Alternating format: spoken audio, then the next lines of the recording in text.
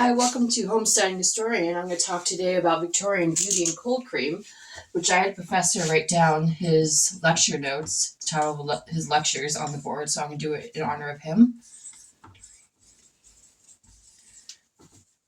Specifically cold cream. Okay, so I'm going to talk about Victorian beauty, specifically cold cream, mostly because I started making cold cream because I'm interested in making natural body care products. So I started making cold cream, but then it turned into a whole spiel on Victorian beauty. So I'm going to talk to you about that today. One of the books that I've been reading and been using is this How to Be Victorians. It's a great book. This talks a lot about everyday life of Victorians. So if you're curious, that's a great book. Also, I'm using this book too, the White House Cookbook. It was reproduction from 1901. So 1901 is when this was published. And I'm going to read you the recipe for the cold cream lip salve because it's pretty close to modern day ingredients. So the cold cream says melt 1 ounce of almonds, half ounce spermaceti, 1 drachm white wax, and then add 2 ounces of rose water and stir until constantly cold. For the lip salve, it says melt 1 ounce white wax, 1 ounce sweet oil, 1 drachm spermaceti, and throw in a piece of alkanet root to color it.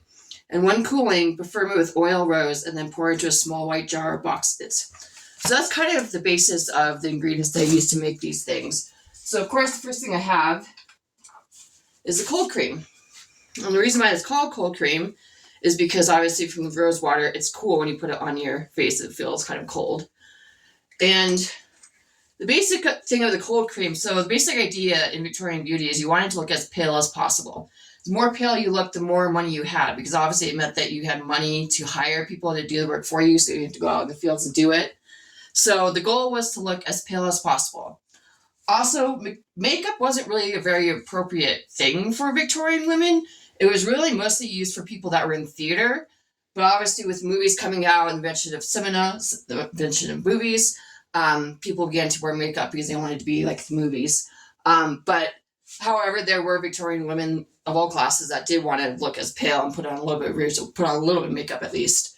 So basic makeup for Victorian women would have been cold cream, which the modern ingredients for this, actually, I should go through that, is going to be these ones.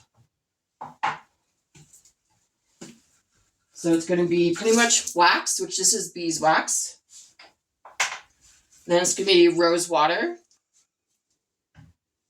sweet almond oil, which almond oil is great if you have wrinkles and stuff around your eyes. That's a great ingredient.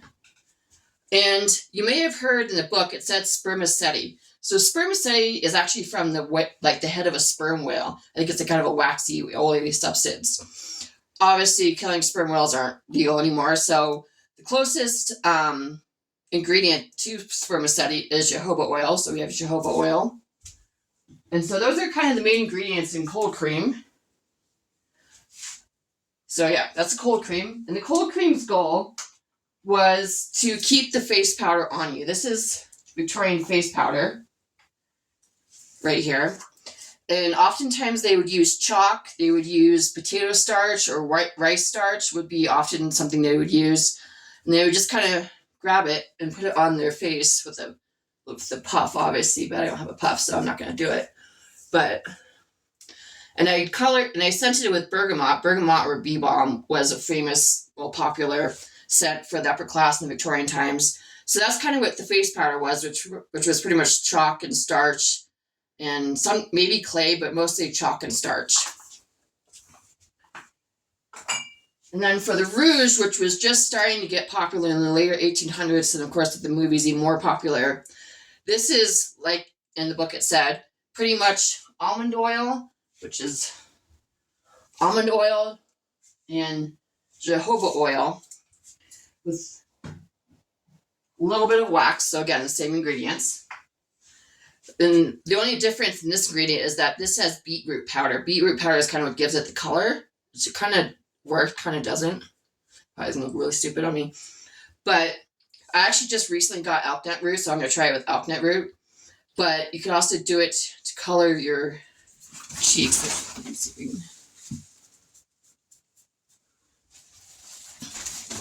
So yeah, you can kind of color your cheeks, kind of color your lips. just basic like cheek and lip stain was what was pretty much the only acceptable makeup, other than face powder to keep you looking pale. Yeah, so that's everything I want to talk about with Victorian Beauty. So the 3 products that you would waken up. So when you woke up in the morning, you would get up and put on cold cream. Then you would put on face powder. The cold cream would help face powder stick together. And then you would put on a little bit of rouge on your cheeks and lips. And that was pretty much your basic beauty care routine in the morning. So yeah, if you like this video and want to learn more about Victorian life and Victorian stuff, comment down below.